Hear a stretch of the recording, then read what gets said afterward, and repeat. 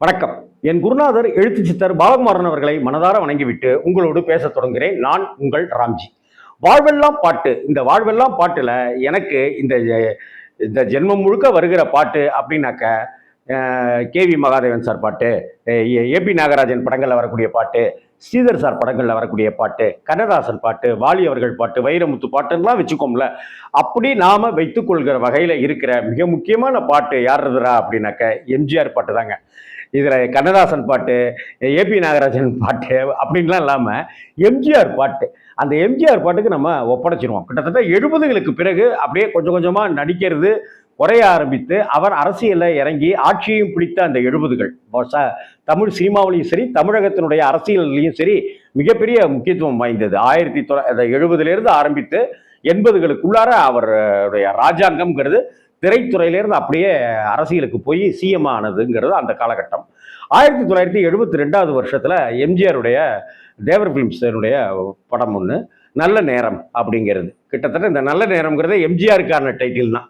நல்ல நேரம் உனக்கு ஆரம்பிச்சிருச்சியா தலைவரை, நீங்கள் களத்தில் இறங்குங்க அப்படிங்கிற மாதிரியான ஒரு காலகட்டம் தான் அந்த 72. அந்த நல்ல நேரம் திரைப்படத்தில் கேவி மகாதேவன் தான் இசையமைச்சிருந்தார். கிட்டத்தட்ட எம்எஸ்வி, சங்கர் கணேஷ் அப்படி இப்படின்ட்டுலாம் கோலோச்சிட்டு இருந்த காலம். சங்கர் கணேஷ்லாம் வர ஆரம்பித்து பரபரப்பாக போயிட்டு இருக்கிற அந்த காலகட்டம். வி குமாருடைய இசைக்கெல்லாம் முக்கியத்துவம் இருந்தது.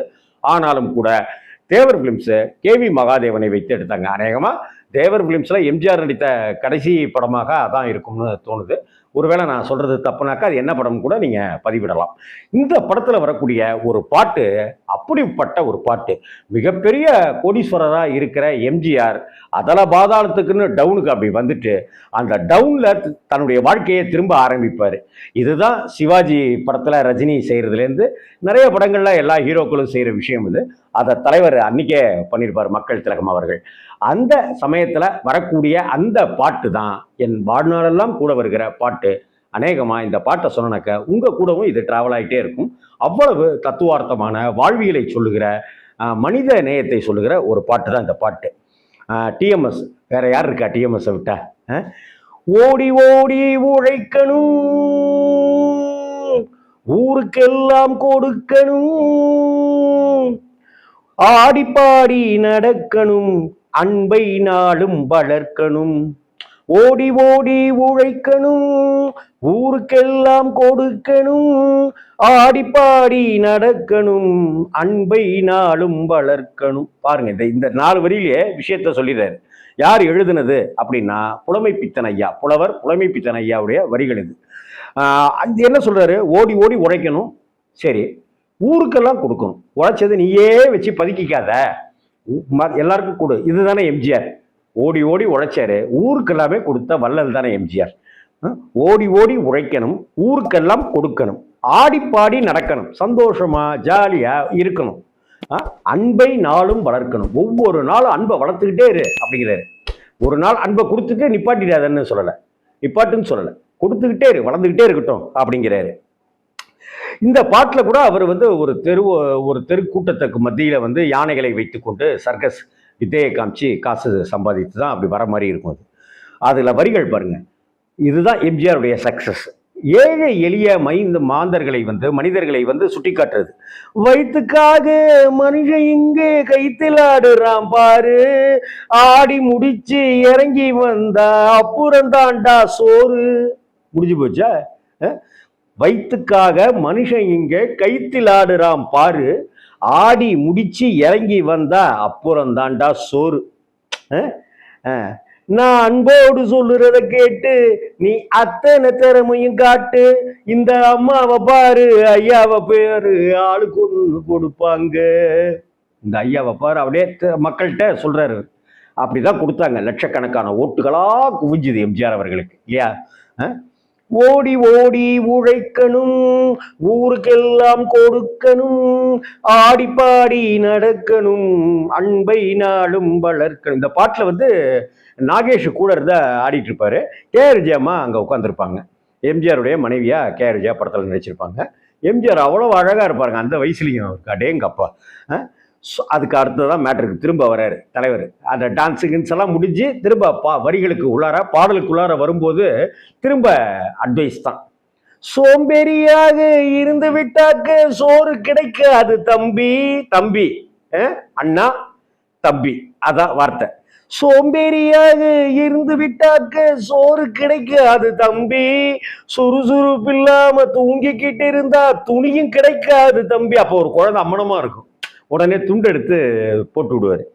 சோம்பேறியாக இருந்து விட்டாக்க சோறு கிடைக்காது தம்பி.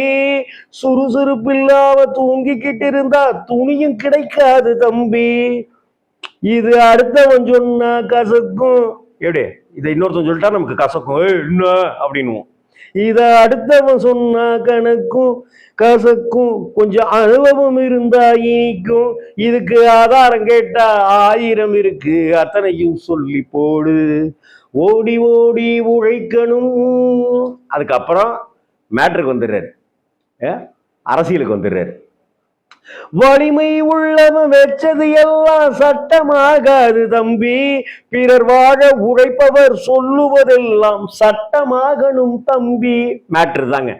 இதுதான் அவருடைய அரசியல் தந்திரம், கணக்கு, நெறி, லட்சியம் எல்லாமே.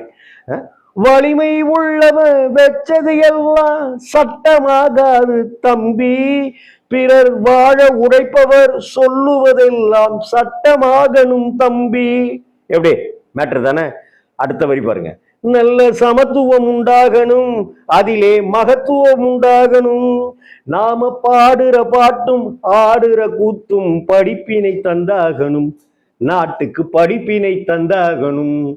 இது இப்பன்னு இல்லைங்க, தூங்காதே தம்பின்னு ஆரம்பிச்சு ஒரு தவறு செய்தால் அப்படின்லாம் சொல்லி கொடுத்ததெல்லாம் கொடுத்தார். இப்படி எந்த பாடல்களை எடுத்துக்கிட்டீங்கனாலும் மக்களுக்கு ஒரு விஷயத்த சொல்லி, அரசாங்கத்துக்கு நானும் போட போற திட்டம் அது நன்மை பயக்கும் சட்டம் அப்படின்னு சொல்லிட்டு தூங்காத இதுல நாடோடி மன்னன்லேயே தலைவர் எம்ஜிஆர் சொல்லியிருப்பாரு. அதை தான் நிறைவேற்றி காட்டினார் எம்ஜிஆர். 1972 வந்த இந்த படத்துலையும் நாம பாடுற பாட்டும் ஆடுற கூத்தும் படிப்பினை தந்தாகணும், நாட்டுக்கு படிப்பினை தந்தாகணும். ஓடி ஓடி உழைக்கணும், ஊருக்கெல்லாம் கொடுக்கணும், ஆடி பாடி நடக்கணும், அன்பை நாளும் வளர்க்கணும். கேவி மகாதேவன் சாருடைய மியூசிக், ஐயாவுடைய மியூசிக் அவ்வளோ பிரமாதமா இருக்கும். டிஎம்எஸ் இந்த பாட்டை தூக்கி அப்படி கொண்டு போய் நிறுத்தியிருப்பாரு. ஓடி ஓடி உழைக்கணும், ஊருக்கெல்லாம் கொடுக்கணும். அது மாதிரி எம்ஜிஆரை போல நாம 1% இருந்துட்டோம்னாக்க இந்த உலகம் ரொம்ப அழகான அன்பான உலகமா மாறிடும். வணக்கம்.